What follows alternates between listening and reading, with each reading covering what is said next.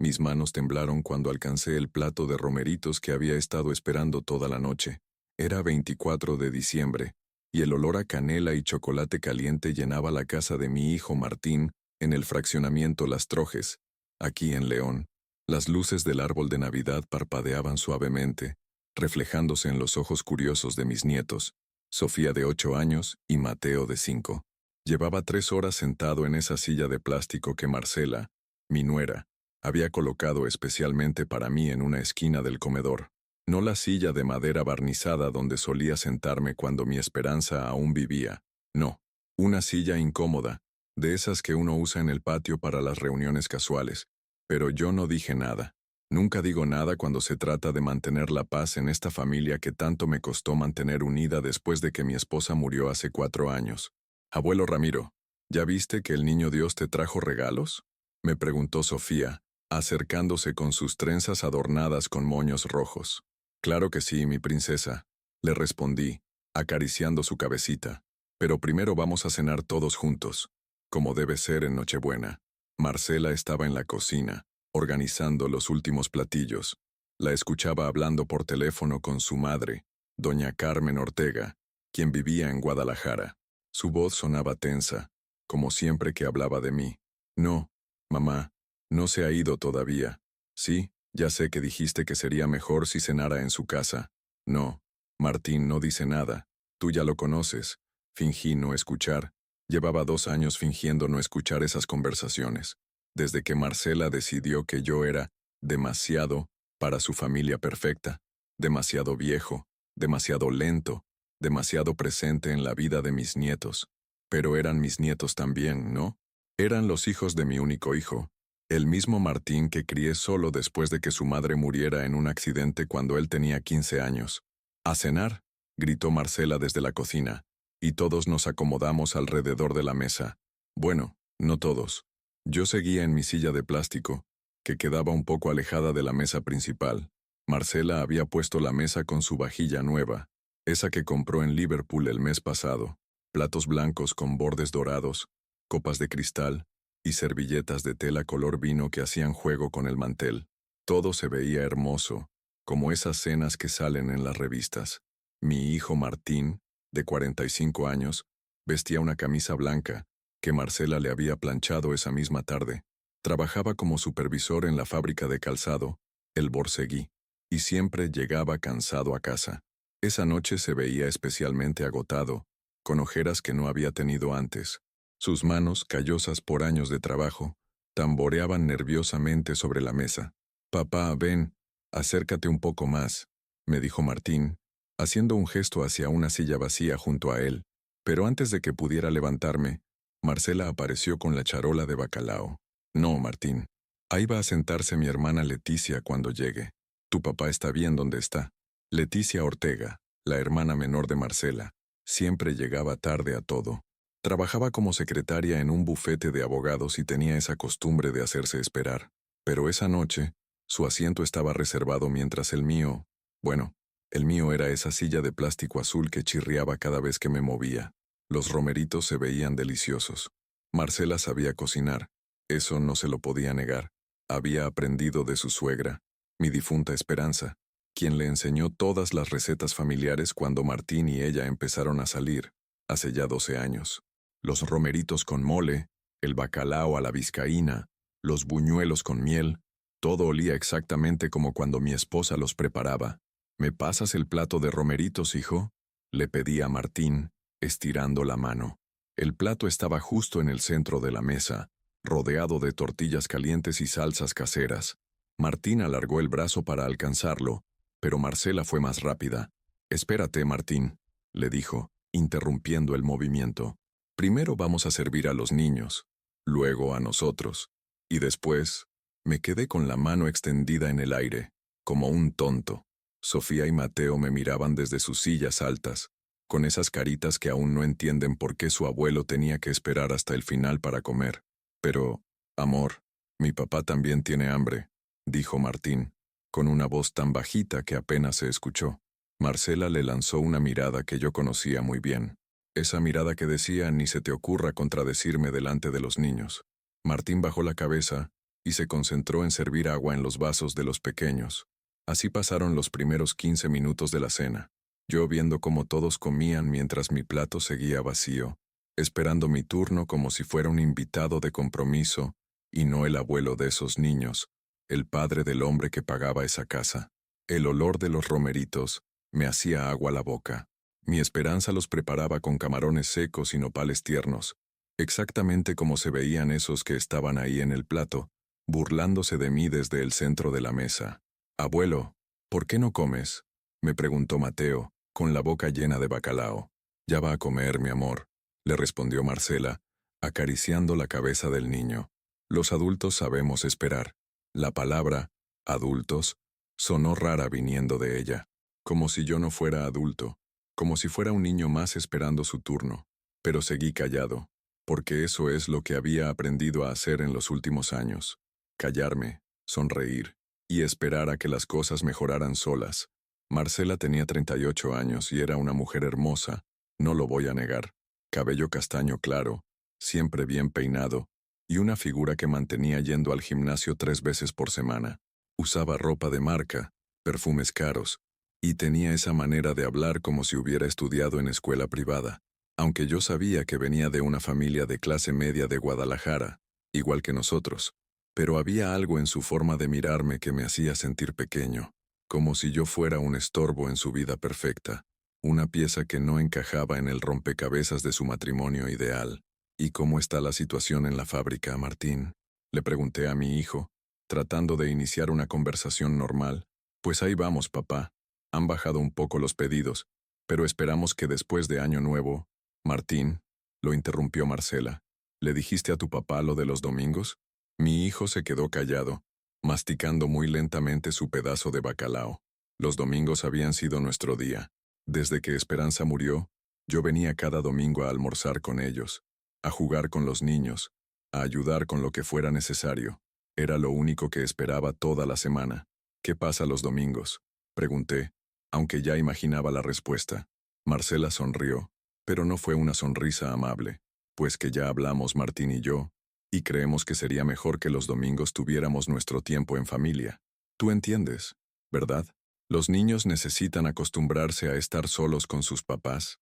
Los niños, como si yo no fuera familia, como si mis 4 años viniendo cada domingo hubieran sido una imposición y no algo natural, algo que surge del amor. Pero yo, comencé a decir, «Viejo, no toques esa comida», me gritó Marcela, cuando mi mano se acercó nuevamente al plato de romeritos. El silencio fue total. Hasta el sonido de los cubiertos se detuvo. Sofía y Mateo se quedaron con los ojos muy abiertos, mirándome como si hubiera hecho algo terrible. Martín tenía la vista clavada en su plato, como si de repente hubiera encontrado algo fascinante en el bacalao. «Viejo», esa palabra resonó en mis oídos como un campanazo. No, don Ramiro, no en suegro, no papá de Martín. Viejo, como si mis 70 años fueran una enfermedad, como si mi edad fuera algo sucio que no debía tocar la comida de su familia. Mis manos, esas manos que habían trabajado durante 50 años en talleres mecánicos, que habían cambiado pañales, que habían abrazado a mi hijo cuando lloraba por su madre muerta, que habían sostenido a Esperanza en sus últimos días. Esas manos ahora eran demasiado viejas, demasiado sucias para tocar un plato de romeritos en la mesa de mi propia familia. «Marcela», susurró Martín, pero su voz no tenía fuerza. «¿Qué?», le respondió ella, desafiante. «Nada más estoy cuidando que la comida se mantenga limpia para todos». Limpia, como si yo fuera sucio, como si mis manos, que se lavaban 3 veces antes de venir a cenar, fueran un peligro para la salud de mis nietos. Sofía se acercó a mí, con sus ojitos llenos de confusión. «Abuelo, ¿por qué no puedes tocar la comida?». No supe qué responderle. ¿Cómo le explicas a una niña de 8 años que su madre no considera a su abuelo lo suficientemente limpio para compartir la comida familiar? ¿Cómo le dices que el hombre que le cuenta cuentos y le enseña a hacer aviones de papel de repente se ha convertido en un estorbo? «No pasa nada, mi princesa», le dije, acariciando su mejilla. «El abuelo puede esperar». Pero sí pasaba algo. Por primera vez en 4 años de viudez, por primera vez desde que aprendí a vivir solo, me sentí completamente humillado. No era tristeza, No era enojo, era algo peor. Era la sensación de que mi lugar en esta familia se había vuelto opcional, negociable, prescindible. Marcela siguió sirviendo como si nada hubiera pasado, como si humillar a un hombre de 70 años delante de sus nietos fuera lo más natural del mundo, como si las palabras pudieran borrarse con una sonrisa y un «después te sirvo». Don Ramiro, dicho sin el menor rastro de sinceridad. Martín seguía callado. Mi hijo, el hombre que yo había criado para defender lo correcto, para proteger a su familia, estaba ahí sentado como una estatua, permitiendo que su esposa me tratara como a un leproso. Y yo me quedé ahí, en esa silla de plástico azul que chirriaba, viendo cómo mi familia cenaba sin mí, a pesar de estar sentado a menos de 2 metros de ellos. Las luces del árbol de Navidad siguieron parpadeando, pero ya no se veían bonitas. Los villancicos que sonaban de fondo ya no me daban nostalgia. La casa que olía a canela y chocolate, ahora olía a humillación, a silencio cómplice, a una dignidad que se desmoronaba como un edificio viejo. Pero algo estaba cambiando dentro de mí, algo que había permanecido dormido durante años de tragarme los desplantes, de aceptar las migajas de cariño que me daban, de conformarme con ser tolerado en lugar de ser amado.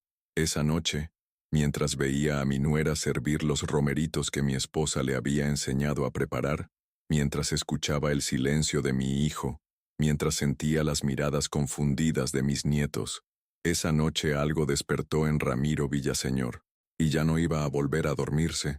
Me levanté de esa silla de plástico con una calma que ni yo mismo entendía. Mis rodillas crujieron, como siempre lo hacían después de estar sentado mucho tiempo, pero esta vez el sonido no me avergonzó. Era el sonido de un hombre que había trabajado toda su vida, que había construido algo con sus manos, que había ganado el derecho a estar ahí. ¿A dónde vas, abuelo?, me preguntó Mateo, con un pedazo de tortilla en la mano. Voy por un vaso de agua, mi niño. Le mentí porque la verdad era demasiado complicada para explicársela a un niño de 5 años. Caminé hacia la cocina, pasando por el lado de Marcela, quien ni siquiera levantó la vista de su plato. En la cocina, todo estaba impecable, los trastes ya lavados y acomodados en su lugar, las superficies brillando bajo la luz fluorescente. Marcela era muy organizada, eso tenía que reconocérselo, pero la limpieza de su cocina contrastaba con la suciedad de su corazón. Me serví agua de la jarra que estaba en el refrigerador, agua fría, que me bajó por la garganta como un río de claridad. Mientras bebía, escuché la conversación que continuaba en el comedor. «Mami, ¿por qué el abuelo no puede tocar la comida?», insistía Sofía. «Porque a veces las personas mayores no se lavan bien las manos, mi amor», respondió Marcela con esa voz dulce que usaba solo con los niños. «Es mejor que cada quien use sus propios platos». «Pero el abuelo siempre se lava las manos», replicó la niña. «Yo lo he visto». Sentí una punzada de orgullo en el pecho. Mi nieta me defendía con la inocencia de quien aún no entiende la maldad disfrazada de higiene. «Sofía, no discutas con tu mamá», intervino Martín, con esa voz cansada que usaba cada vez más seguido. Regresé al comedor con mi vaso de agua, pero ya no me senté. Me quedé de pie, observando la escena desde una distancia que de repente me pareció enorme. Mi familia cenando, riéndose, pasándose los platillos, mientras yo permanecía ahí como un fantasma, presente pero invisible, tolerado pero no incluido. «¿No vas a sentarte, papá?», me preguntó Martín, señalando mi silla de plástico. «En un momento, hijo». Pero el momento no llegó. Me quedé ahí de pie, viendo cómo Marcela servía postre, flan napolitano que había comprado en la pastelería La Esperanza, la misma donde mi esposa solía comprar el pan de muerto en noviembre. Incluso eso tenía un sabor amargo ahora. «¿Quieres flan, don Ramiro?», me preguntó Marcela, con esa cortesía falsa que duele más que los insultos directos. «No, gracias. Ya no tengo hambre». Era mentira. Tenía hambre. Llevaba 3 horas con hambre, esperando mi turno para comer los romeritos que seguían ahí, en el centro de la mesa, ya fríos. Pero había perdido el apetito para esa comida, para esa mesa, para esa dinámica que me convertía en un mendigo en la casa de mi propio hijo. Sonó el timbre. Marcela se levantó rápidamente, alisándose la blusa. «Debe ser Leticia», dijo, con una sonrisa que no me había dirigido a mí en toda la noche. Efectivamente, era Leticia Ortega, la hermana menor de Marcela. Llegaba con 2 bolsas de regalos y una botella de vino tinto. Tenía 35 años. Trabajaba como secretaria en el bufete de abogados Hernández y Asociados, en el centro de León, y siempre traía esa energía nerviosa de alguien que vive corriendo de un lugar a otro. «Perdón, perdón», gritó desde la entrada. Se me hizo tardísimo con el tráfico de Nochebuena. ¿Ya cenaron? Justo terminamos el plato fuerte, respondió Marcela, abrazando a su hermana. Ven, te voy a servir. Y ahí fue donde vi la diferencia. Marcela corrió a calentar un plato de romeritos para Leticia, quien se sentó inmediatamente en la silla que había estado reservada, junto a Martín, la silla que yo había pedido ocupar, y que me fue negada. «Ay, qué rico huele todo», dijo Leticia, sentándose cómodamente. «Marce, cada año cocinas mejor». «Aprendí de la mejor», respondió Marcela, con una sonrisa que me dirigió por primera vez en la noche, pero no era para mí, era para la memoria de mi esposa, usada como una herramienta para quedar bien con su hermana. Leticia notó mi presencia. «Don Ramiro, ¿cómo está? No lo había visto ahí parado». «Muy bien, Leticia. Gracias por preguntar. Siéntese, siéntese», me dijo, haciendo un gesto hacia mi silla de plástico. «Está usted muy formal ahí de pie. Formal. Como si estar de pie en mi propia familia fuera una elección y no una consecuencia de haber sido tratado como un intruso en mi propia mesa». «Ya comió don Ramiro, Leti», mintió Marcela, mientras calentaba los romeritos en el microondas. «Está haciendo digestión». La mentira fue tan descarada que Martín levantó la vista de su flan, pero no dijo nada. Mi hijo, que me había visto ahí parado sin haber probado bocado, permitió que su esposa mintiera sobre mi situación como si fuera lo más natural del mundo. «Qué buenos se ven estos romeritos», exclamó Leticia, cuando Marcela le puso el plato humeante enfrente. «Se ven igualitos a los que hacía mi abuelita Rosa en Guadalajara. La receta me la enseñó la mamá de Martín», dijo Marcela, y por primera vez mencionó a mi Esperanza con algo parecido al respeto. «Que en paz descanse», murmuró Leticia, persignándose rápidamente antes de probar el primer bocado. «Que en paz descanse», repetí yo, pero nadie me escuchó. Leticia empezó a contar sobre su trabajo, sobre su nuevo jefe, sobre un viaje que estaba planeando para Cancún en febrero. Hablaba con la boca llena, gesticulaba con las manos, se reía fuerte. Todo lo que Marcela me había enseñado a mis nietos que no debían hacer en la mesa, Leticia lo hacía sin que nadie le dijera nada. «¿Y usted qué tal, don Ramiro?», me preguntó de repente. «¿Cómo la está pasando en la jubilación?». La palabra jubilación sonó extraña. Yo no me había jubilado. Después de trabajar 50 años como mecánico, había decidido tomarme un descanso cuando Esperanza enfermó, pero nunca me jubilé oficialmente. Simplemente dejé de trabajar para cuidarla, y después de que murió, nunca volví a buscar trabajo. A los 66 años, con los ahorros de toda una vida y la pensión mínima del Seguro Social, podía darme el lujo de no trabajar. Pero jubilación sonaba como si hubiera llegado al final de algo, como si mi vida productiva hubiera terminado. «Pues ahí vamos», respondí, manteniendo la casa, viendo a los nietos cuando se puede, repitió Marcela, con un tonito que no me gustó. «¿Cómo que cuando se puede?», preguntó Leticia, confundida. «¿No los ves seguido?». Hubo un silencio incómodo. Martín siguió concentrado en su flan como si fuera lo más interesante del mundo. Marcela sonrió con esa sonrisa que usaba cuando estaba a punto de decir algo que sabía que me iba a doler. «Pues es que don Ramiro está muy ocupado con sus cosas», dijo. «Ya sabe cómo son los hombres de su generación. Les gusta su independencia». Otra mentira. Yo no estaba ocupado con mis cosas. Mis cosas eran ellos. Mi única ocupación desde que Esperanza murió era ser abuelo, ser padre, mantener viva esta familia que era lo único que me quedaba en el mundo. «¿En serio?», preguntó Leticia, mirándome con curiosidad. «¿Qué hace para mantenerse ocupado?». La pregunta me tomó desprevenido. ¿Qué hacía? Levantarme a las 6 de la mañana aunque ya no tuviera prisa por llegar a ningún lado. Desayunar solo en mi cocina, viendo las noticias en la televisión. Ir al mercado por las verduras de la semana, saludando a doña Refugio que me vendía jitomates desde hace 20 años. Limpiar mi casa, que nunca se ensuciaba porque ya no recibía visitas. Esperar el domingo para venir aquí, para ver a mis nietos, para sentirme parte de algo más grande que mi soledad. Pues leo, mentí, veo televisión, camino por el parque. ¡Qué bien!, exclamó Leticia. Es importante mantenerse activo a su edad. A su edad. Otra de esas frases que me recordaban que mi tiempo se estaba acabando, que cada día que vivía era una concesión que me hacía la vida, no un derecho que había ganado. Sofía se bajó de su silla y se acercó a mí. Abuelo, ¿me enseñas a hacer el avioncito de papel que me prometiste? Ahorita no, Sofía, intervino Marcela. Tu abuelo está platicando con tía Leticia, pero él me prometió. Te dije que ahorita no. La niña me miró con esos ojos grandes que había heredado de su abuela Esperanza. Ojos que preguntaban sin palabras por qué el mundo de los adultos era tan complicado, por qué las promesas se rompían sin explicación, por qué su abuelo de repente no podía hacer las cosas que siempre había hecho. Después te enseño, princesa, le dije, acariciando su cabecita. Cuando lleguemos a casa del abuelo. ¿Cuándo vamos a ir a tu casa?, preguntó Mateo, que había aparecido junto a su hermana. Pues, comencé a decir, pero Marcela me interrumpió. Los niños no van a ir a casa de su abuelo por ahora, dijo, con esa voz firme que usaba cuando había tomado una decisión. Su casa no está preparada para recibir niños.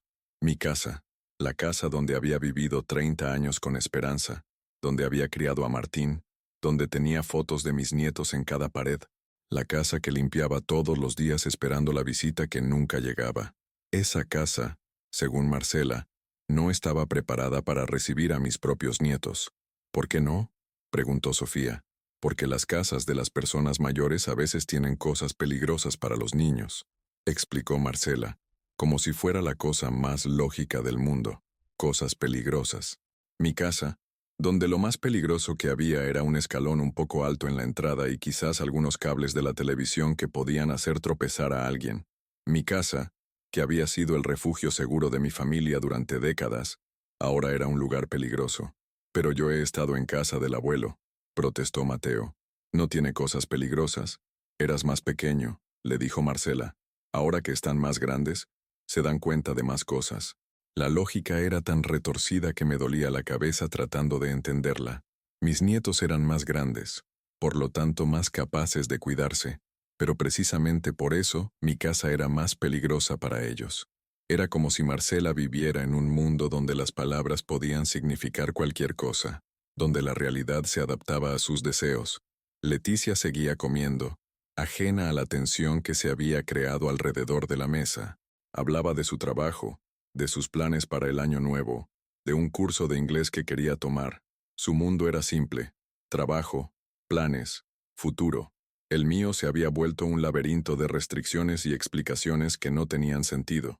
¿Y usted no ha pensado en mudarse a un lugar más pequeño, don Ramiro?, me preguntó Leticia de repente.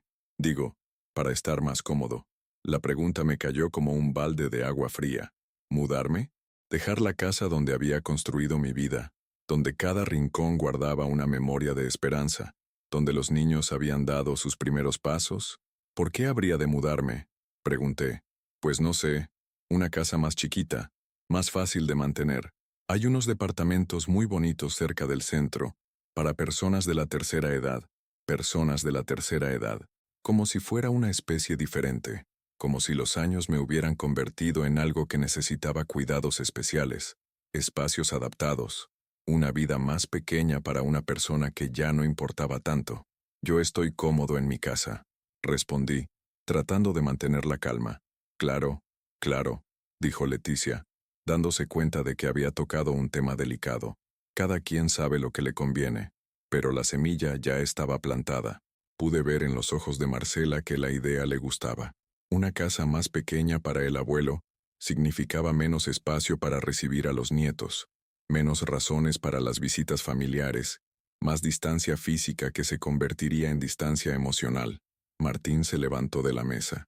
Voy a poner música navideña, dijo, como si cambiar el ambiente pudiera borrar la incomodidad que se había instalado entre nosotros. Pronto la casa se llenó con los acordes de Noche de Paz, interpretada por Pedro Infante, mi cantante favorito, que Martín había puesto esperando hacerme sentir mejor, Pero ni siquiera la voz de Pedro podía suavizar la dureza de esa noche. Los niños empezaron a jugar entre ellos, construyendo torres con los regalos que habían recibido. Leticia ayudaba a Marcela a recoger los platos, charlando sobre recetas y planes familiares. Martín se había refugiado en la sala, revisando su teléfono como si el mundo digital fuera más hospitalario que su propia casa. Y yo seguía ahí, de pie junto a mi silla de plástico, sintiéndome como un actor que se había olvidado su papel en una obra que ya no entendía. Fue entonces cuando decidí que ya había sido suficiente. Me voy a ir yendo, anuncié, con una voz que sonó más firme de lo que esperaba. Todas las conversaciones se detuvieron. Leticia dejó de apilar los platos. Marcela se quedó con el trapo de cocina en la mano, y hasta los niños pausaron su juego para mirarme. ¿Tan temprano, papá?, preguntó Martín, levantando la vista de su teléfono. Apenas son las 9:30. Ya estoy cansado. Mentí, porque la verdad era más complicada. No estaba cansado de estar despierto. Estaba cansado de ser tratado como un estorbo, de mendigar migajas de respeto en la mesa de mi propia familia. Pero aún no abrimos los regalos, protestó Sofía, acercándose a mí con una caja envuelta en papel dorado. Tengo uno para ti, abuelo. El corazón se me estrujó. Mi nieta había pensado en mí. Había escogido algo especial. Lo había envuelto con sus manitas de 8 años. Pero quedarme significaba seguir fingiendo que todo estaba bien. Seguir aceptando que me trataran como un ciudadano de segunda en mi propia familia. Lo abriré la próxima vez que nos veamos, princesa, le dije, arrodillándome para quedar a su altura. Será como tener Navidad 2 veces. ¿Cuándo será eso?, preguntó Mateo, abrazándose a mi pierna. Miré a Marcela, esperando que ella respondiera. Después de todo, parecía ser quien decidía cuándo y dónde podía ver a mis nietos, pero ella estaba ocupada limpiando una mancha imaginaria del comedor. Pronto, les dije, aunque ya no estaba seguro de que fuera cierto. Me dirigí hacia donde había dejado mi chamarra, colgada en el perchero junto a la entrada.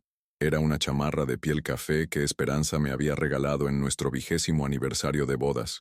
Había envejecido bien, como yo esperaba haber envejecido, pero al parecer solo la chamarra había logrado mantener su dignidad intacta. Déjame llevarte a tu casa, papá, se ofreció Martín, levantándose del sillón. No hace falta, hijo. Traje mi camioneta, pero ya está oscuro, y es Nochebuena. Hay muchos borrachos manejando. Su preocupación me dio un poco de calor en el pecho. Mi hijo todavía me quería, solo que había aprendido a hacerlo en silencio, a escondidas de su esposa. He manejado de noche 40 años, Martín.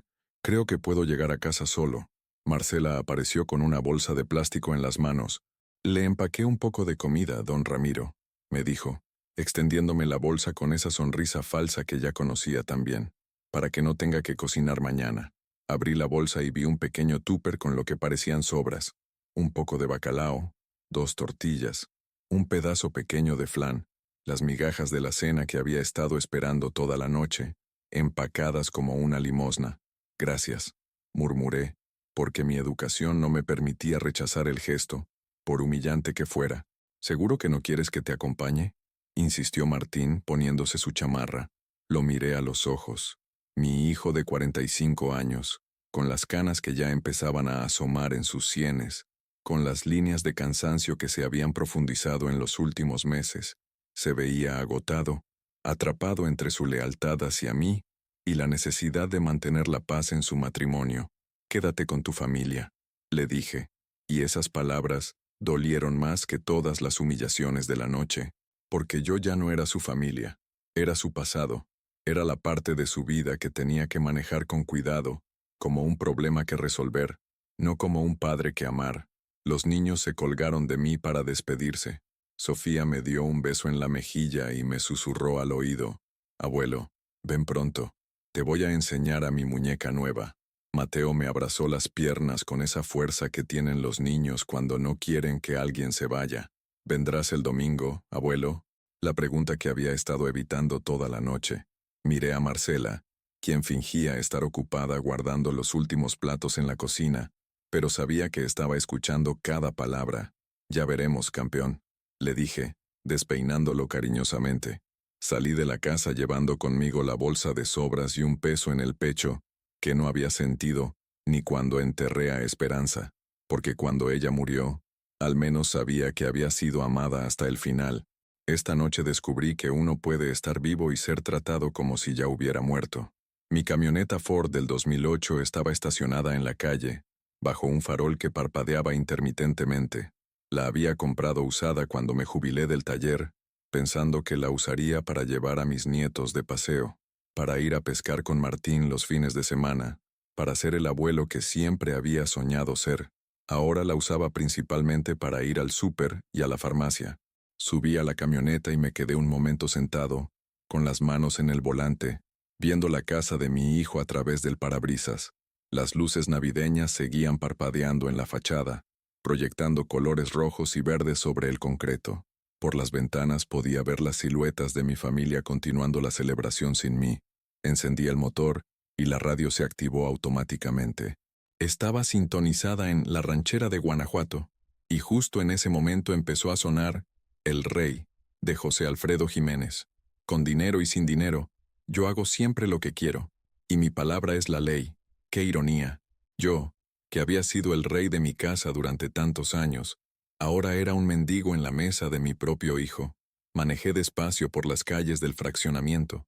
Era Nochebuena, y había pocas casas iluminadas. La mayoría de las familias estaban adentro, cenando juntas, compartiendo regalos, construyendo recuerdos que durarían toda la vida, recuerdos que no incluirían al abuelo sentado en una silla de plástico, esperando su turno para comer. Llegué a mi casa en la colonia moderna, donde había vivido 30 años. Era una casa pequeña pero bien cuidada, con un jardincito al frente donde Esperanza había plantado rosas y bugambilias.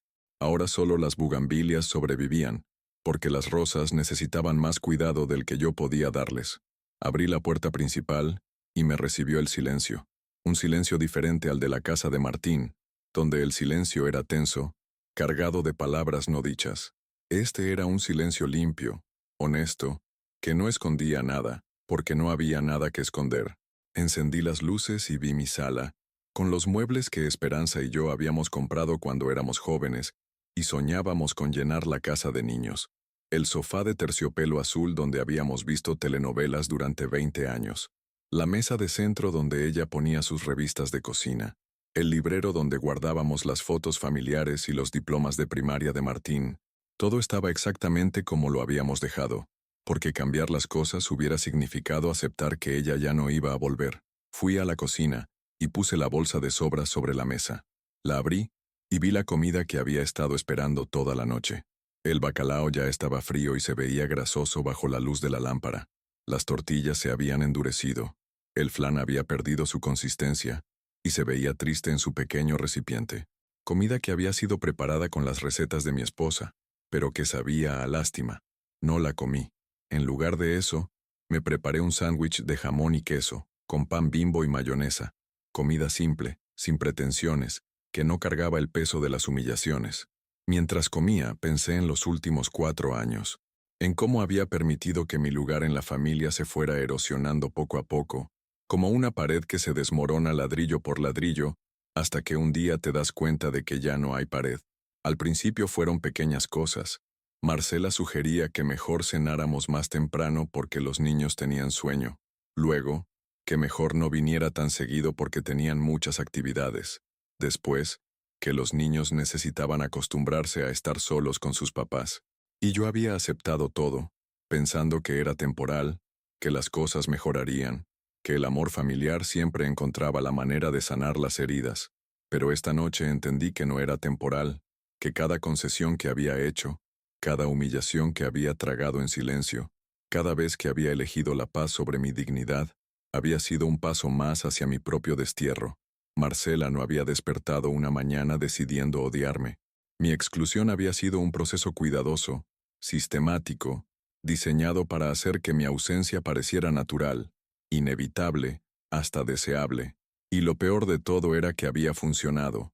Incluso Martín, mi propio hijo, había aprendido a vivir con mi marginación como si fuera parte normal de la dinámica familiar. Terminé mi sándwich y me quedé sentado en mi cocina, escuchando el zumbido del refrigerador y los sonidos distantes de la ciudad, cohetes que explotaban en algún lugar lejano, música que salía de las casas vecinas, risas que se colaban por las ventanas, sonidos de celebración que me recordaban que el mundo seguía girando, que las familias seguían reuniéndose, que la Navidad seguía siendo mágica para quienes tenían un lugar en la mesa. Pero yo ya no tenía lugar, no en esa mesa, no en esa familia, no en esa vida que había construido durante 70 años. Era como si hubiera muerto sin darme cuenta, y ahora estuviera viviendo como un fantasma en mi propia existencia. Fui a mi recámara y me senté en la orilla de la cama que había compartido con Esperanza durante 25 años. En su buró todavía estaban sus anteojos para leer, su crema para las manos que olía a rosas, y la foto de nuestro viaje a Acapulco en 1995. ¿Qué harías tú, mi amor?, le pregunté a su foto, como había hecho cientos de veces desde su muerte. Pero esta vez, por primera vez en 4 años, creí escuchar una respuesta, no con palabras, no con sonidos, sino con una claridad que me llenó el pecho de una fuerza que había olvidado que tenía. Esperanza no habría permitido que la trataran así. Esperanza habría defendido su lugar en la familia con la fiereza de una leona protegiendo a sus cachorros. Esperanza no habría mendigado amor, habría exigido respeto. Y si ella estuviera viva, nadie se habría atrevido a tratar a Ramiro Villaseñor como un estorbo. Me levanté de la cama, con una determinación que no había sentido en años. Fui al closet y saqué la maleta pequeña que usábamos para los viajes cortos. La puse sobre la cama y empecé a llenarla con ropa para una semana. No sabía exactamente qué iba a hacer, pero sabía que no podía quedarme en León esperando a que las cosas cambiaran. No podía seguir siendo el abuelo de plástico, tolerado pero no amado, presente pero invisible. Era hora de recordarle a mi familia que Ramiro Villaseñor tenía dignidad, que tenía opciones, que su amor no era gratis y su presencia no era obligatoria. Era hora de descubrir si me extrañarían cuando ya no estuviera ahí para ser humillado. Mientras empacaba, por primera vez en 4 años, me sentí vivo.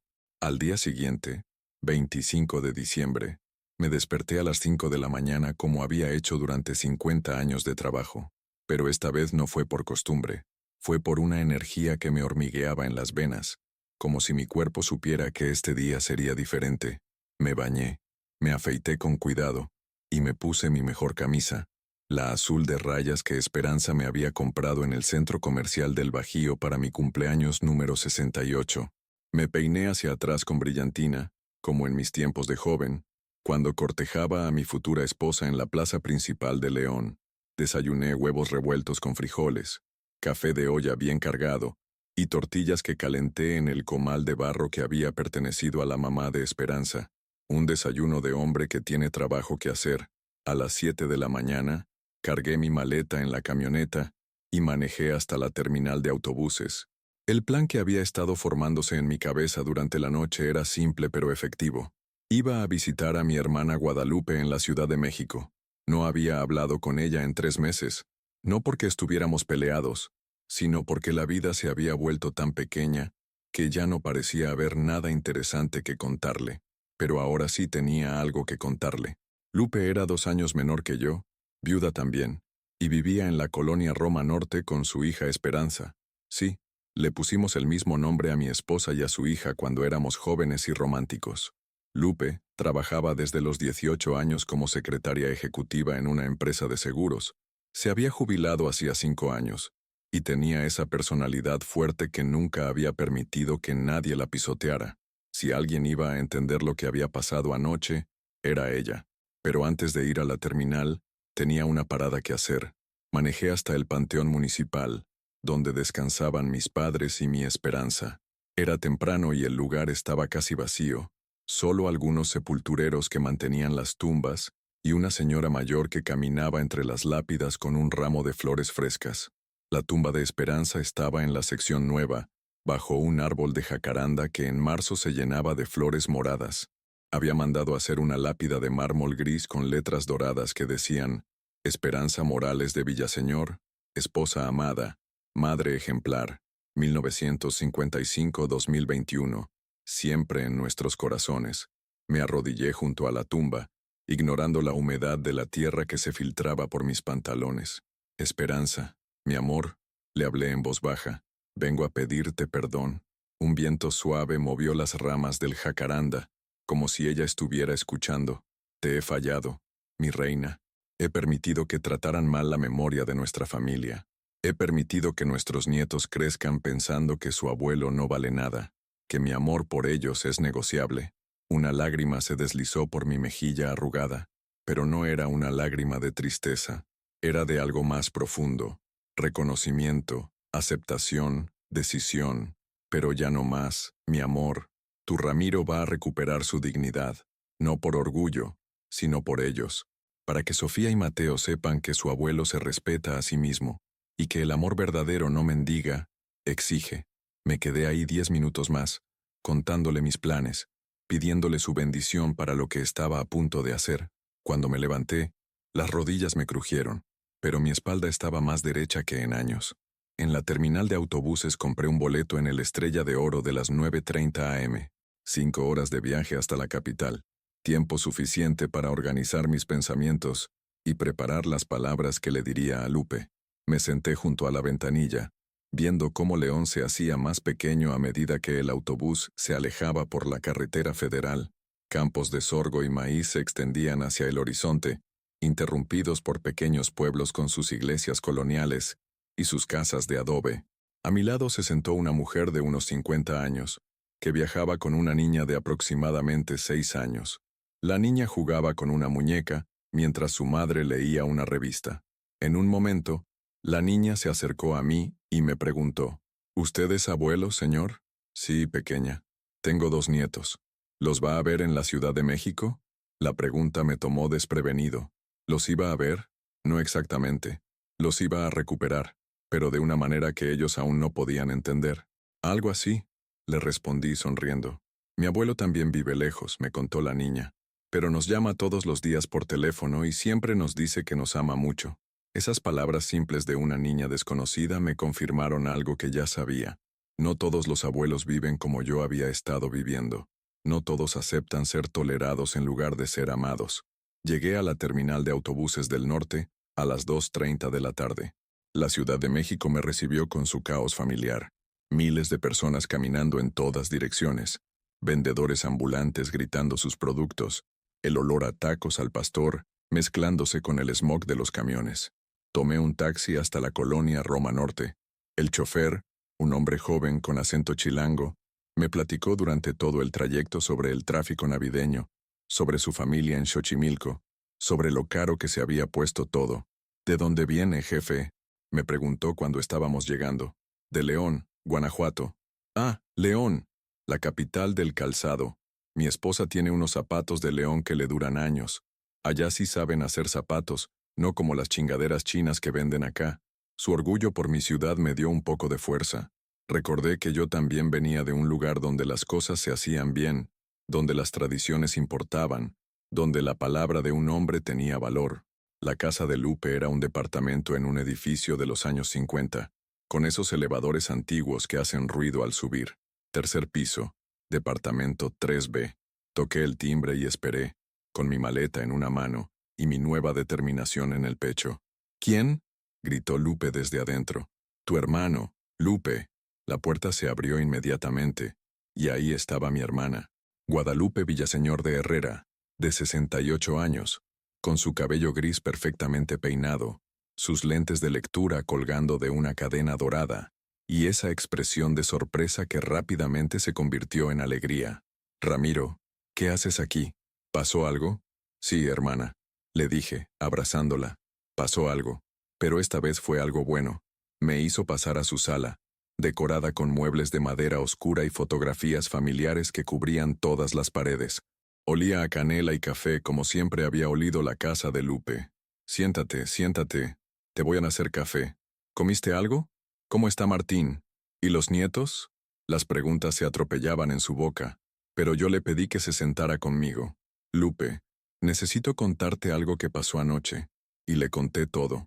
Cada detalle, cada humillación, cada momento de esa cena navideña que me había abierto los ojos. Le hablé de la silla de plástico, de la comida que no pude tocar, de las mentiras de Marcela, del silencio de Martín. Mi hermana me escuchó en completo silencio, pero vi cómo su cara se iba enrojeciendo de indignación. Cuando terminé mi relato, Lupe se levantó de su sillón como si tuviera resortes. «Esa maldita, ¿cómo se atreve?», gritó caminando de un lado a otro de la sala. ¿Y Martín no dijo nada? ¿Nada? Nada, hermana. Se quedó callado como un ratón. «Ay, Ramiro, ¿por qué no me habías contado que las cosas estaban así de mal?». Era una buena pregunta. ¿Por qué había guardado silencio? ¿Por orgullo? ¿Por vergüenza? ¿Por la esperanza de que las cosas mejoraran solas? Porque pensé que era temporal, admití. Porque pensé que si yo era paciente, si no causaba problemas. «Paciente», me interrumpió Lupe. «El mismo error que cometía nuestro papá con mamá cuando ella se ponía caprichosa. La paciencia con la gente abusiva no es virtud, Ramiro. Es cobardía». Esas palabras me dolieron porque eran ciertas. Había sido cobarde. Había elegido la comodidad de ser tolerado sobre la incomodidad de exigir respeto. «Pero ya vine aquí porque voy a hacer algo al respecto», le dije. «Solo que necesito tu apoyo, hermana». Lupe se sentó junto a mí y me tomó las manos. Sus manos arrugadas como las mías, pero firmes y cálidas. «Dime qué necesitas, y lo tienes. Quiero quedarme aquí unos días. Una semana, tal vez más. Sin avisarle a Martín, sin explicarle nada a nadie. Quiero que sientan mi ausencia. Quiero que se den cuenta de lo que perdieron cuando decidieron que yo no importaba». Lupe sonrió con esa sonrisa pícara que tenía desde niña. «¿Sabes qué, hermano? Me parece perfecto. Es hora de que aprendan que Ramiro Villaseñor no es un mueble que pueden mover cuando les estorba». Esa tarde llamé a Martín desde el teléfono de Lupe. Habían pasado 18 horas desde que me fui de su casa, y sabía que ya se habría dado cuenta de que algo no estaba normal. «Bueno», contestó al segundo timbrazo. «Martín, soy tu papá». «Papá, ¿dónde estás? Fui a tu casa esta mañana y no estabas. Hasta pensé que te había pasado algo». Por primera vez en años escuché preocupación real en su voz. No cortesía, no obligación, preocupación genuina. «Estoy bien, hijo.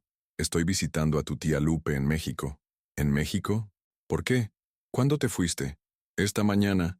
Necesitaba un cambio de aire». Hubo una pausa larga. Podía escuchar ruido de fondo, la televisión, los niños jugando, la voz de Marcela preguntando algo que no alcancé a entender.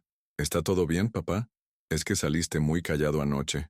Esa era mi oportunidad, el momento de decidir si iba a seguir fingiendo que todo estaba bien, o si iba a ser honesto por primera vez en años. «No, Martín, no está todo bien, pero ya hablaremos cuando regrese». «¿Cuándo regresas?» «Cuando esté listo». Otra pausa, más larga esta vez. «¿Puedo hacer algo?» Por primera vez en mucho tiempo, mi hijo estaba preguntando qué podía hacer por mí, en lugar de asumir que yo siempre estaría disponible para lo que ellos necesitaran. «Sí, hijo, puedes pensar en lo que pasó anoche, y cuando estés listo para hablar de verdad, me llamas». Colgué el teléfono sintiéndome más libre de lo que me había sentido en años.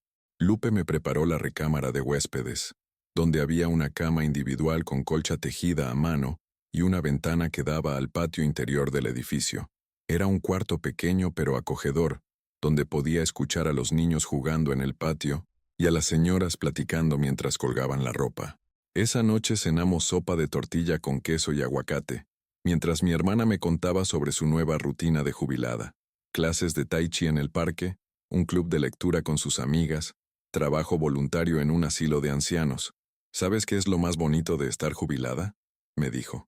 «Que por fin mi tiempo es mío. Nadie más decide cómo lo voy a usar, a qué horas me levanto, qué voy a hacer hoy». Sus palabras me hicieron reflexionar. Yo también tenía tiempo propio, pero lo había estado regalando, mendigando que me lo aceptaran, permitiendo que otros decidieran cuándo valía la pena mi presencia. «Mañana te voy a enseñar mi México, Ramiro», me dijo Lupe antes de irnos a dormir. «Vamos a caminar por Chapultepec, a desayunar en un café de la Roma, a comprar libros en la librería Gandhi. Vas a recordar que la vida puede ser más grande que una silla de plástico en León». Esa noche dormí mejor de lo que había dormido en meses, y por primera vez en 4 años, no soñé con esperanza tratando de decirme algo que no podía entender.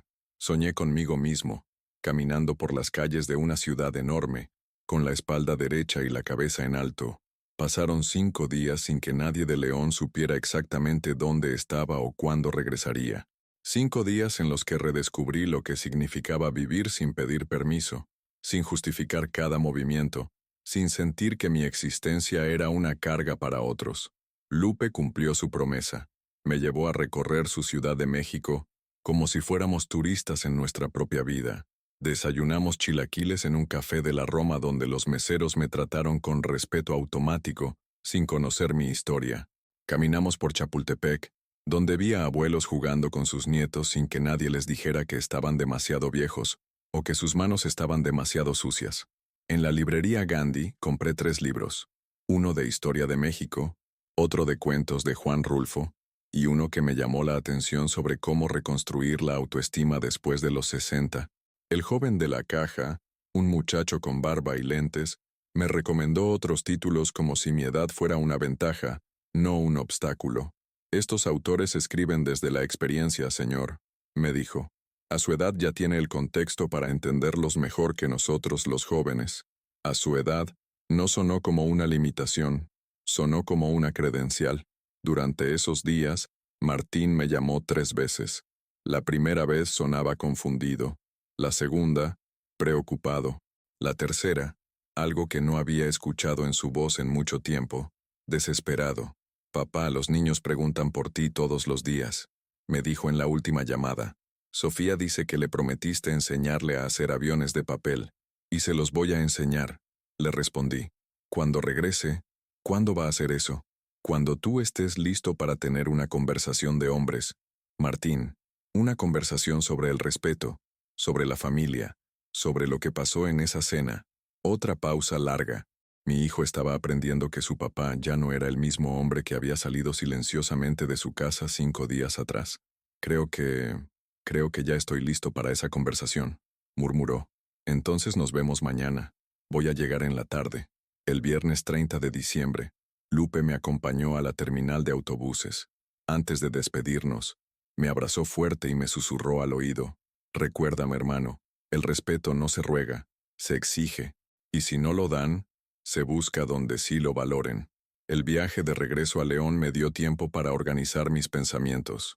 Durante 5 días había vivido como Ramiro Villaseñor, no como el estorbo de la familia Villaseñor Ortega. Había desayunado cuando tenía hambre. Había hablado con desconocidos que me escuchaban con interés.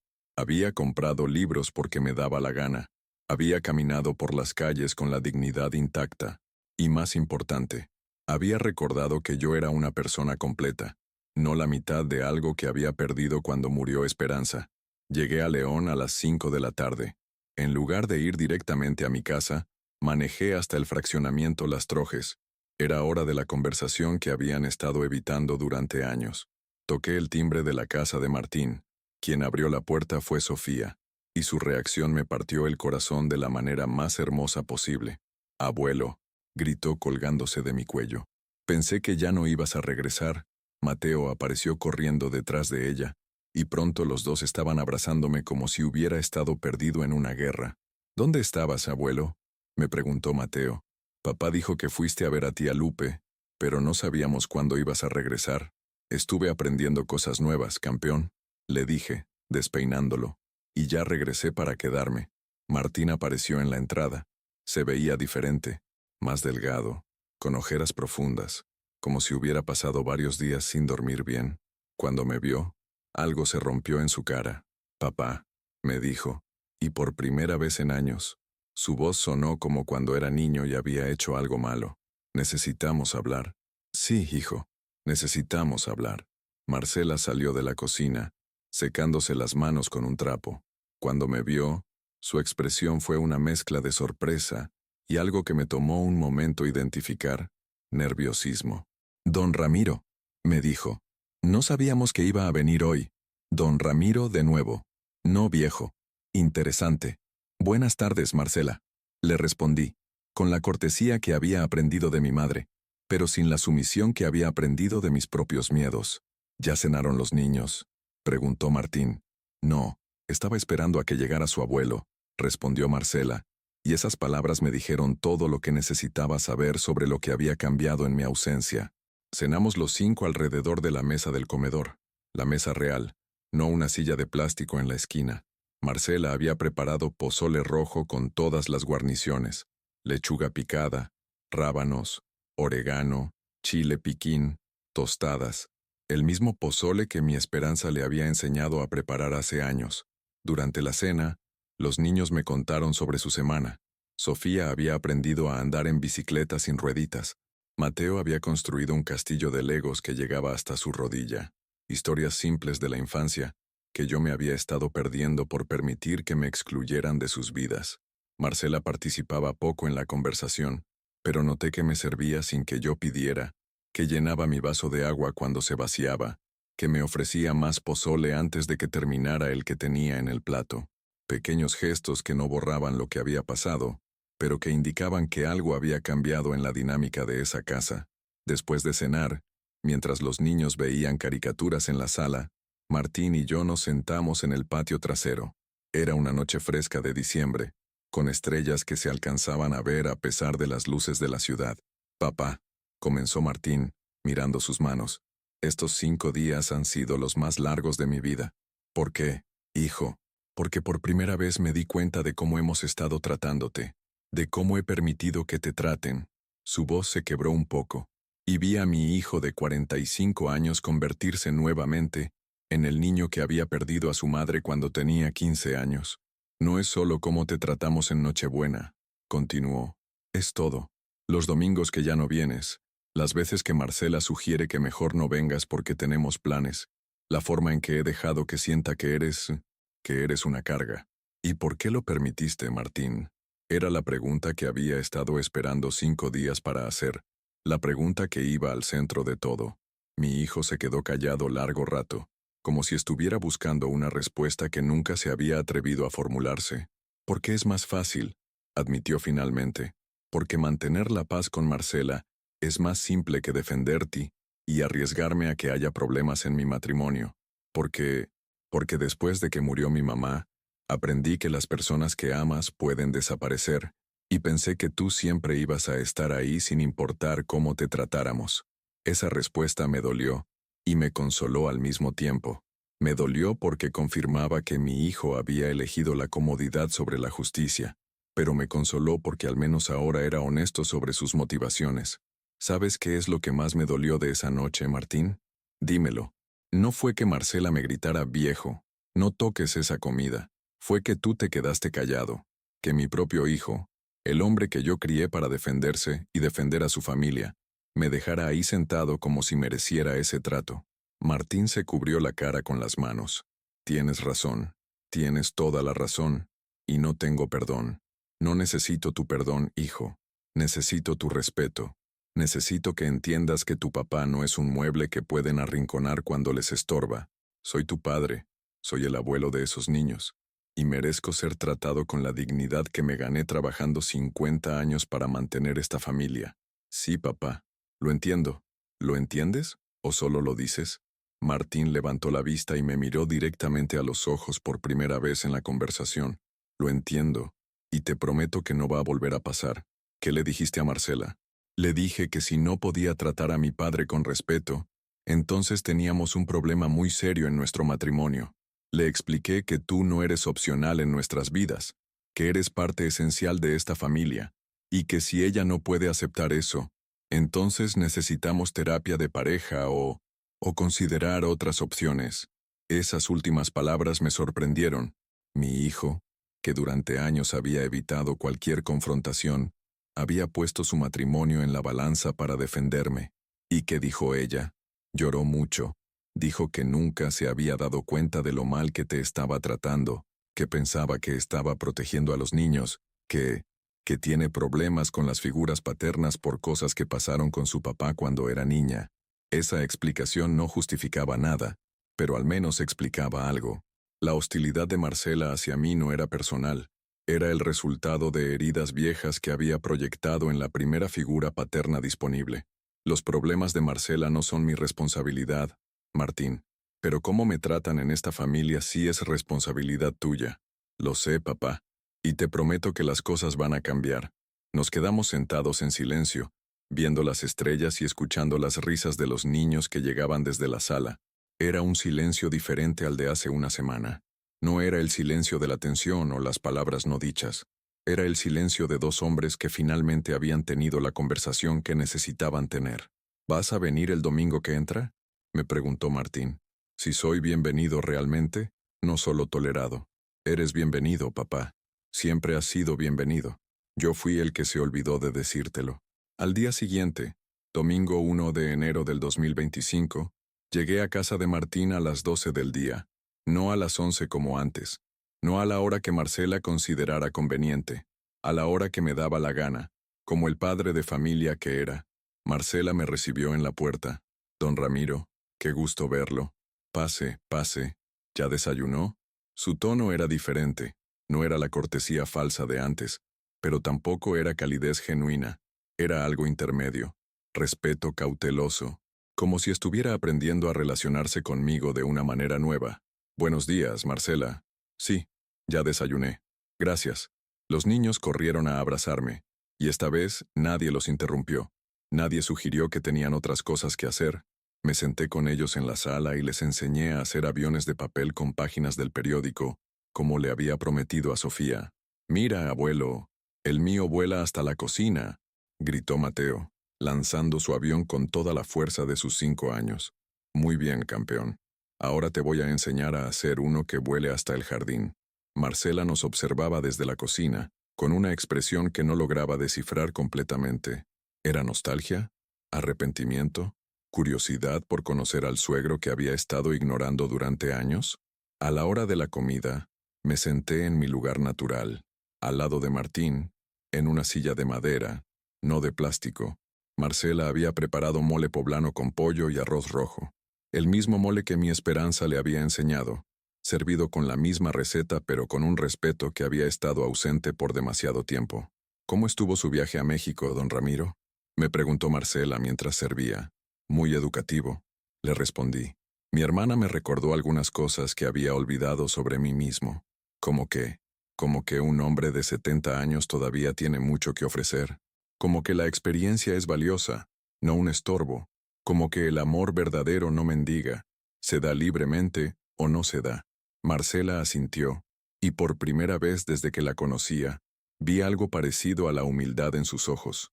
Después de comer, mientras Martín lavaba los trastes y los niños tomaban su siesta dominical, Marcela y yo nos encontramos solos en la sala por primera vez en años.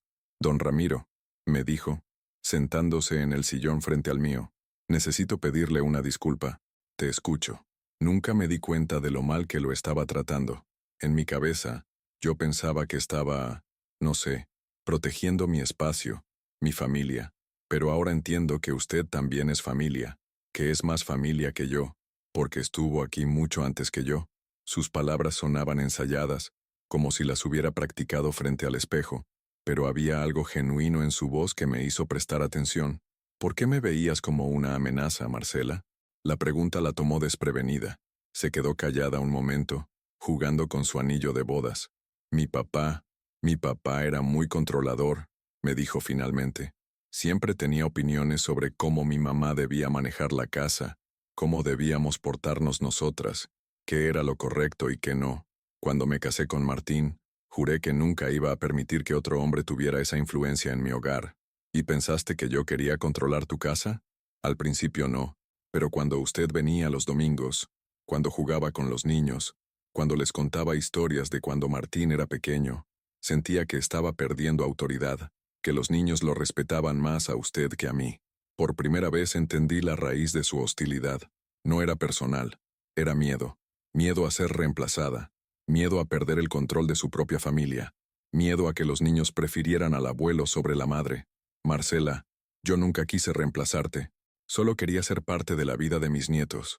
Lo sé ahora. Martín me ayudó a entenderlo estos días. Me explicó cómo ustedes vivían antes, cuando doña Esperanza estaba viva. Me contó cómo usted la respetaba a ella, cómo nunca interfirió en la forma en que ella manejaba su casa. Porque así debe ser. Una familia puede tener muchas voces, pero cada casa tiene sus reglas. ¿Podemos intentar de nuevo?, me preguntó, y por primera vez en años, su voz sonó vulnerable. ¿Podemos ser familia de verdad? La miré largo rato. Esta mujer de 38 años que había sido mi adversaria durante tanto tiempo, que había convertido las reuniones familiares en campos de batalla silenciosos, que había logrado que yo me sintiera como un intruso en la vida de mis propios nietos. Pero también vi a la mujer que había aprendido a cocinar las recetas de mi esposa, que cuidaba a mis nietos con dedicación, que amaba a mi hijo lo suficiente como para enfrentar sus propios miedos cuando él se lo pidió. Podemos intentar, le dije, pero con una condición. ¿Cuál? Respeto mutuo. Yo respeto tu lugar como madre de esos niños y esposa de mi hijo. Tú respetas mi lugar como su abuelo y padre de tu esposo. Sin competencia, sin territorios, solo familia. Trato hecho, me dijo, extendiendo su mano. Se la estreché y por primera vez en años, el gesto se sintió genuino. 6 meses después, mientras escribo esta historia en mi cocina un domingo por la mañana, puedo decir que las cosas no se arreglaron de la noche a la mañana. Hubo momentos incómodos, conversaciones difíciles, ajustes que hacer de ambos lados. Pero hace 2 semanas, Sofía me pidió que la llevara a su clase de ballet porque Marcela tenía una cita médica. Y hace una semana, Mateo se quedó a dormir en mi casa por primera vez desde que murió su abuela, porque quería que le enseñara a hacer tortillas como las que hacía mi Esperanza. Anoche, Marcela me llamó para preguntarme si podía cuidar a los niños el viernes porque ella y Martín querían ir al cine. No como último recurso, no porque no tuviera otra opción, sino porque confiaba en mí, porque sabía que los niños estarían felices conmigo. ¿Estás seguro de que no es mucha molestia, don Ramiro? Me preguntó. Para nada, Marcela. Es un placer. Y por primera vez en años, las dos partes de esa conversación eran completamente honestas. Esta mañana, mientras desayunaba mis huevos revueltos con frijoles, me di cuenta de algo. No extraño la paciencia infinita que solía tener, esa capacidad de tragar humillaciones esperando que las cosas mejoraran solas. No extraño ser el abuelo de plástico que se conformaba con las migajas de cariño. Extraño a Esperanza todos los días, pero ya no vivo en el pasado, vivo en el presente, donde soy Ramiro Villaseñor, padre respetado, abuelo querido, hombre de 70 años que aprendió que nunca es demasiado tarde para recuperar la dignidad. Y si algún día otro abuelo me pregunta cómo lidiar con una situación similar, le voy a decir lo mismo que me dijo mi hermana Lupe. El respeto no se ruega, se exige. Y si no lo dan donde estás, siempre puedes ir a donde sí te valoren, porque la familia verdadera no tolera tu presencia, la celebra. La semana que viene, Sofía va a presentar un proyecto en la escuela sobre su héroe favorito. Me eligió a mí. ¿Por qué me elegiste, princesa? Le pregunté. Porque eres valiente, abuelo. Porque te fuiste cuando te trataron mal, pero regresaste cuando las cosas mejoraron. Eso es lo que hacen los héroes. No se rinden, pero tampoco se dejan pisotear. Tiene razón mi nieta. Eso es exactamente lo que hacen los héroes. Y a los 70 años, Ramiro Villaseñor finalmente se sintió como uno.